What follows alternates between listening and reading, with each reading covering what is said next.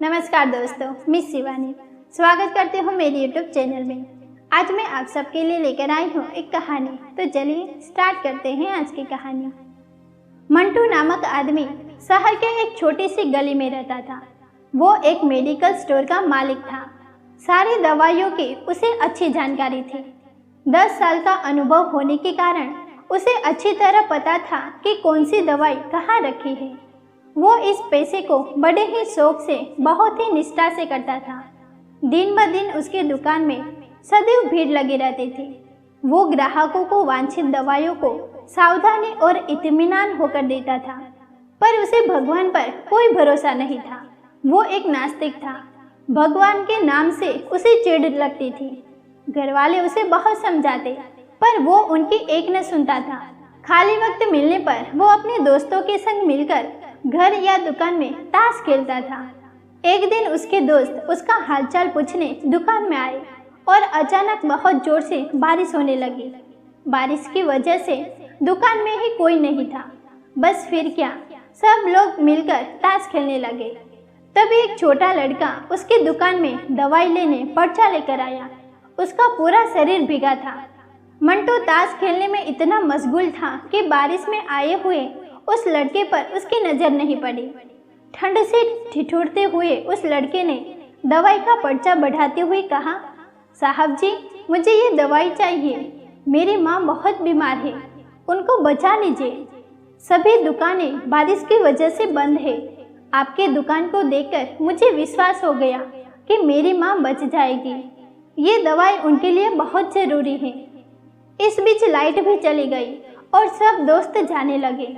बारिश भी थोड़ा थम चुकी थी।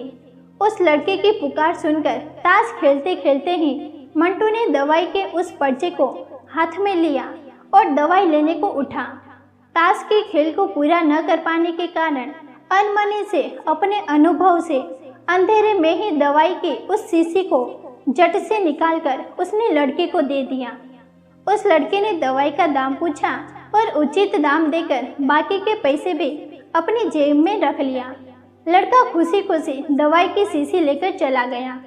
वो आज दुकान को जल्दी बंद करने की सोच रहा था। थोड़ी देर बाद लाइट आ गई और वो ये देखकर दंग रह गया कि उसने दवाई की शीशी समझकर उस लड़के को दिया था वो चूहे मारने वाली जहरीली दवा है, जिसे उसके किसी ग्राहक ने थोड़ी ही देर पहले लौटाया था। और ताश खेलने की धुन में उसने अन्य दवाइयों के बीच ये सोचकर रख दिया था कि ताश की बाजी के बाद फिर उसे अपनी जगह वापस रख देगा। अब उसका दिल जोर जोर से धड़कने लगा। उसकी 10 साल की नेकी पर मानो जैसे ग्रहण लग गया। उस लड़के के बारे में सोचकर वो तड़पने लगा। सोचा, यदि ये दवाई उसने अपनी बीमार माँ को देगा तो वो अवश्य मर जाएगी। लड़का भी बहुत छोटा होने के कारण उस दवाई को भी पढ़ना भी नहीं जानता होगा। एक पल वो अपनी इस भूल को कोसने लगा और ताश खेलने की अपनी आदत को छोड़ने का निश्चय कर लिया। पर ये बात तो बाद के बाद देखा जाएगा। अब क्या किया जाए? उस लड़के का पता ठिकाना भी तो होना चाहिए, वो भी वो नहीं जानता था। कैसे उस बीमार माँ को बचाया जाए? सच, कितना विश्वास था उस लड़के की आंखों में। मंटू को कुछ सूझ नहीं रहा था। घर जाने की उसकी इच्छा अब ठंडी पड़ गई। दुविधा और बेचैनी उसे घेरे हुए था। घबराहट में वो इधर उधर देखने लगा।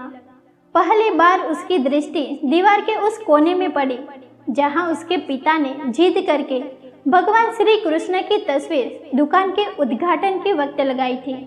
पिता से हुई बहस में एक दिन उन्होंने हरिराम से भगवान को कम से कम एक शक्ति के रूप में मानने और पूजने की मिन्नतें की थी। उन्होंने कहा था कि भगवान की भक्ति में बड़ी शक्ति होती है। वो हर जगह व्याप्त है और हमें सदैव अच्छे कार्य करने की प्रेरणा देता है। मंटू को ये सारी बातें याद आने लगी। आज उसने इस अद्भुत शक्ति को आजमाना चाहा। उसने कई बार अपने पिता को भगवान की तस्वीर के सामने हाथ जोड़कर आंखें बंद करते हुए पूजते देखा था।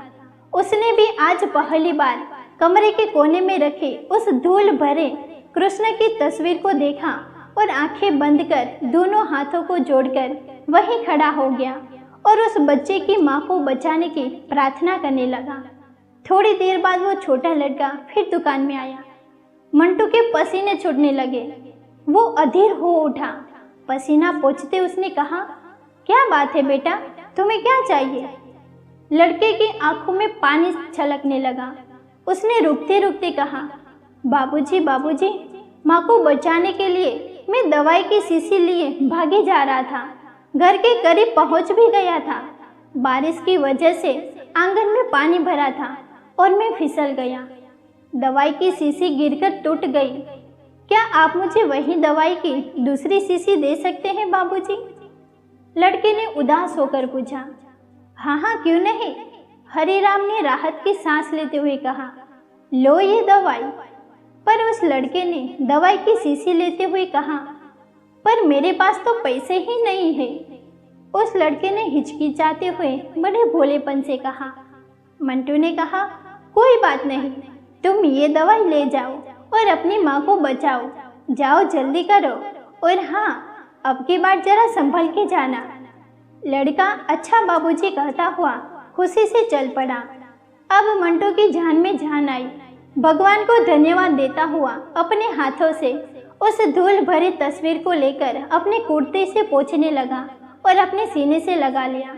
अपने भीतर हुए इस परिवर्तन को वो पहले अपने घर वालों को सुनाना चाहता था। जल्दी से दुकान बंद करके वो घर को रवाना हुआ। उसकी नास्तिकता की घोर अंधेरी रात भी अब बीत गई थी और अगले दिन ही नई सुबह एक नए मंटू की प्रतीक्षा कर रही थी।